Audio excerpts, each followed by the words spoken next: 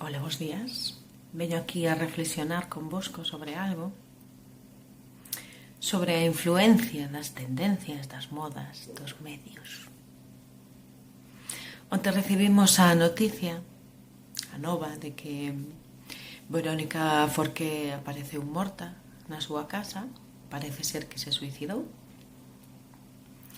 e inmediatamente hubo un aluvión de reaccións co tema da saúde mental, a importancia da saúde mental, porque hai que invertir en saúde mental, bum, bum, bum, bum, bum. Cousa que eu estou moi de acordísimo, xa o teño dito máis veces, xa teño feito vídeos sobre iso. Nada que decir, pero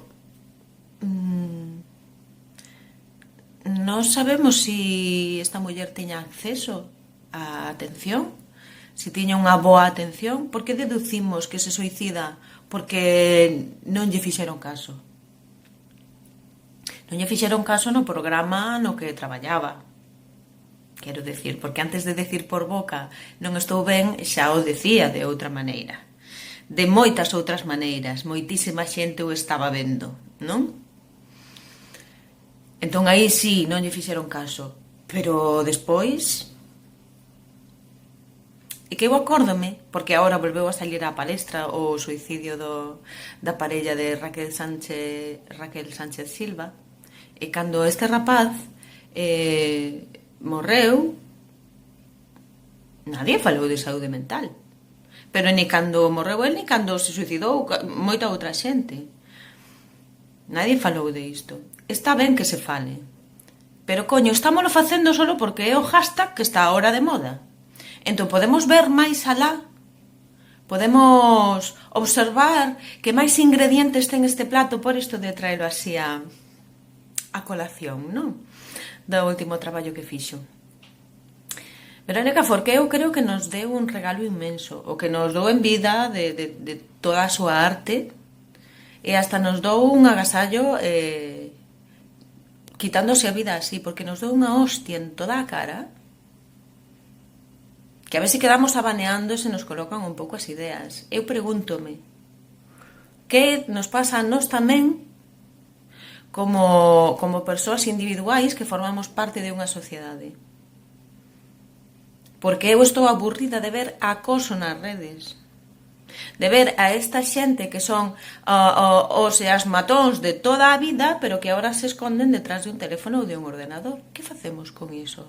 Vou a continuar, un chisquiño máis no seguinte vídeo.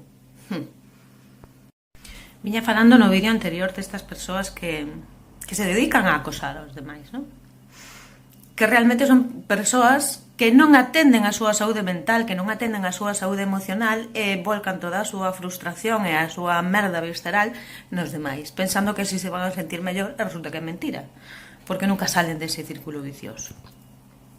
A mí, sobre o da saúde mental, tamén me apetece, independentemente de que se invirta máis, por favor, é unha exixencia que fai a sociedade e eu con ela. Pero eu tamén me pregunto, nós reflexionamos as persoas que temos posibilidade de además de exixila pública, de atendernos a ese nivel, facémolo. Porque a veces eu vexo outras prioridades. A veces vexo que hai cousas que non costan cartos e que pasamos delas olímpicamente, por moito que beneficien a noso crecemento persoal, a nosa vitalidade, a nosa saúde mental, a nosa... todo, non? Por outro lado, tamén hai que ter en conta que facemos con esta xente, con estos haters, non? Que lle chaman. Dende os programas de televisión e medios o que fan é alimentalos. E aquí no TikTok tamén, porque eu vexo moitas contas que dinlle 300 mensaxes boas e nimú, pero dinlle unha chamándolle algo e coñen ese comentario e fan vídeos proceso para ese hater. Veña, vamos a darlle protagonismo. E salelle a conta, joder, porque así chama máis a atención, salelle a conta decir burradas, E nós tamén temos unha responsabilidade como persoas que falamos aquí públicamente. A quen lle damos atención, donde poñemos a nosa atención, porque nós podemos cortar estas cousas, porque a mí o que insulta aquí daslle unha chamada de atención, se é reincidente, hasta logo, Lucas. Aquí ou en calquera das miñas redes sociais.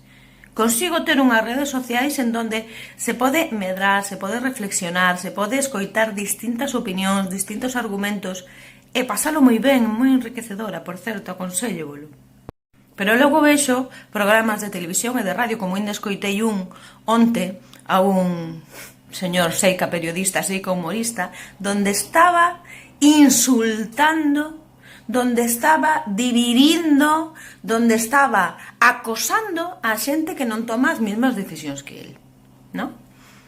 E isto está aí, e temos unha responsabilidade individual, e eu pregúntome, seguireime preguntando, que vou a facer eu con isto? Porque a hostia que nos meteu Verónica Forqué temos que aproveitala como un regalo para empezar a crear a vida que queremos. Deixar de mirar o que fai o outro, que tamén, e ver que podo facer eu. Que vaya ben, que boa falta fai.